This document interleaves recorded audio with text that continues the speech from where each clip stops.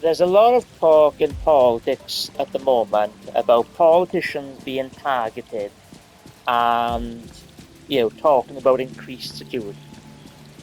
But the thing is that if our politicians and political commentators weren't demonizing vulnerable communities, right, they wouldn't be radicalizing people into political violence.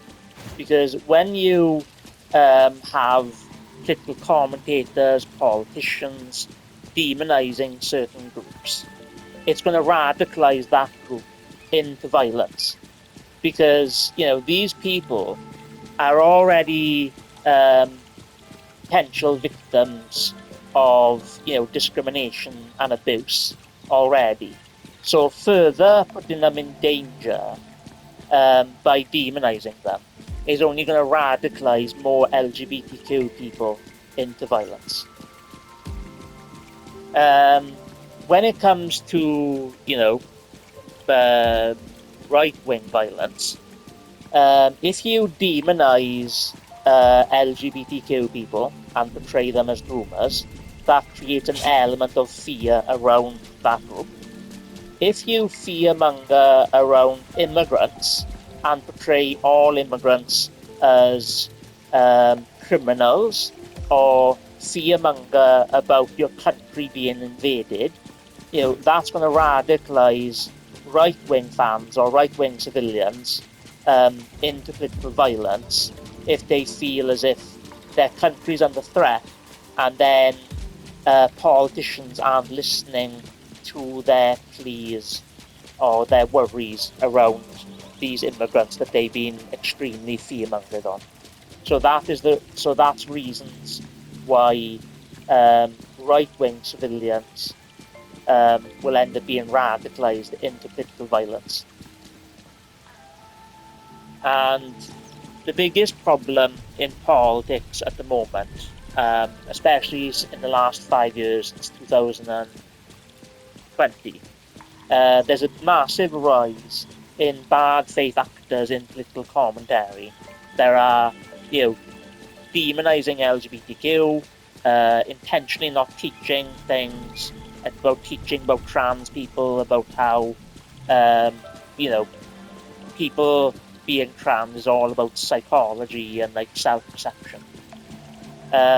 You got, them demonizing like educators, demonizing the left, calling them woke.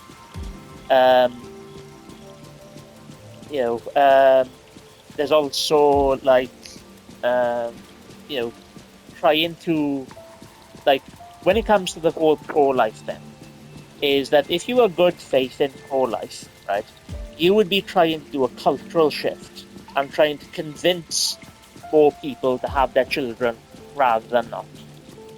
So you can tell it's bad faith when they are trying to go through the government to create a theocratic authoritarian state where they are basically controlling and dictating what healthcare people get.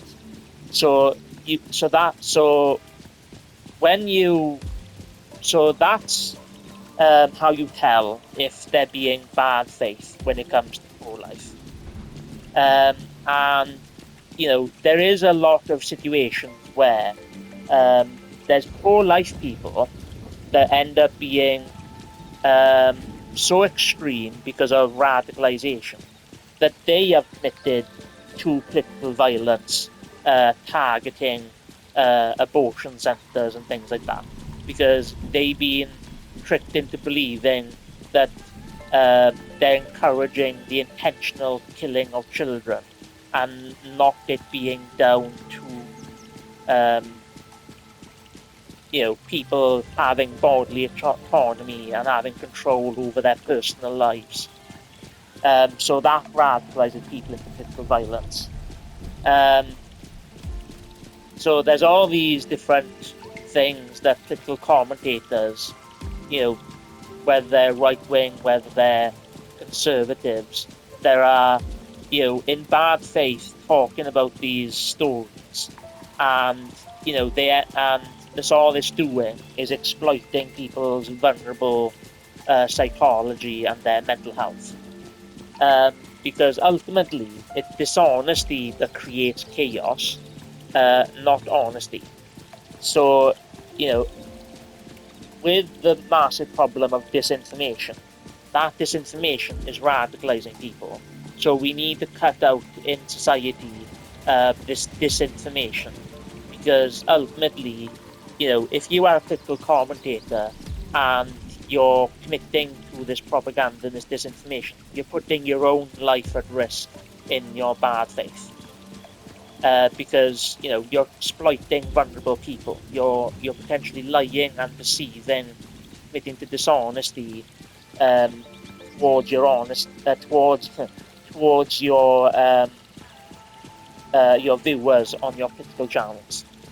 So ultimately, if politicians really care about being targeted and you know get to the point where you don't even need heightened security, we've got to cut out the bad faith in politics, because it's putting people's lives at risk. Both the people that you exploit, and you're also putting yourself at risk.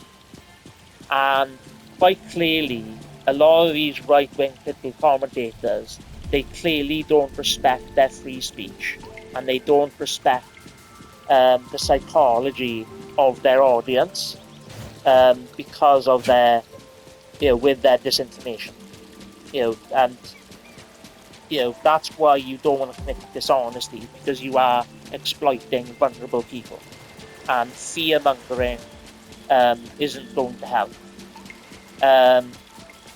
So, if you want to stop and make society safer, not just for politicians, but for everybody, then you need to stop with the dishonesty, and you need to stop with the targeting of vulnerable communities just for political power. So that's going to be the first part of the video. If you like what you hear, please like and subscribe if you can. I'd really appreciate it.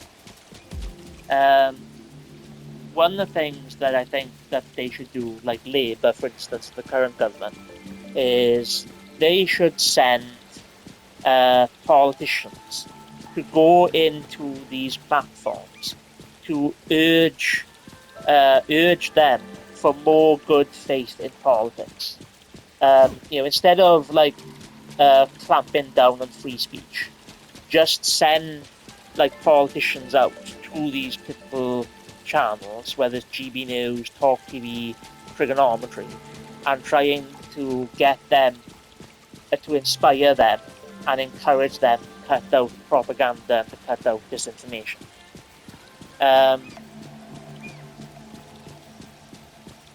What else?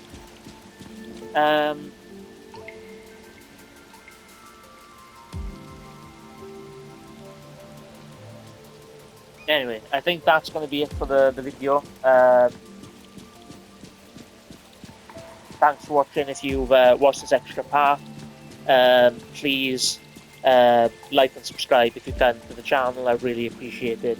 And stay tuned into the Pioneer of True Centrism show for more politics, philosophy, and mental health. Thank you very much. That's the video. Thank you.